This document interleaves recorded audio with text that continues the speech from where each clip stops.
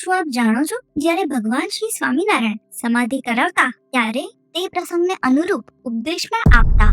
ભગવાન શ્રી સ્વામિનારાયણે મેદપુરની ભાટ જ્ઞાતિના લાડકીબાઈને સમાધિ કરાવી હતી, પણ સમાધિમાં લાડકીબાઈને અતિશય તેજ દેખાવા લાગ્યું. પોતે આ તેજ સહન ન કરી શક્યા, જેથી તેઓ ચીસો પાડવા લાગ્યા, હું બળું છું. ત્યારબાદ શ્રીજી મહારાજે લાડકીબાઈને યથાર્થ આત્મજ્ઞાન ન હોવાથી સમાધિમાં જ તેમને આત્મા અને દેહ જુદા છે, તેનું સ્વરૂપ અછેદ અભેદ છે વગેરે સમજાવ્યું. આમ આ ઉપદેશને શ્રીજી મહારાજે વચનામૃત ગરડા પ્રથમના 25માં આવરી લીધું અને સમજાવ્યું કે પૂર્ણકામપણું તો આત્મનિષ્ઠા ને ભગવાનના મહાત્મ્યનું જ્ઞાન તેણે કરીને થાય છે.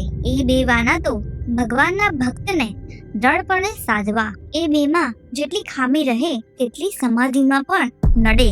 આમ શ્રીજી મહારાજ આ પ્રસંગ સમજાવતા ભક્તોને સાધના માર્ગમાં અધૂરપ ન રહે તે માટે સૌને સભાન કરતા.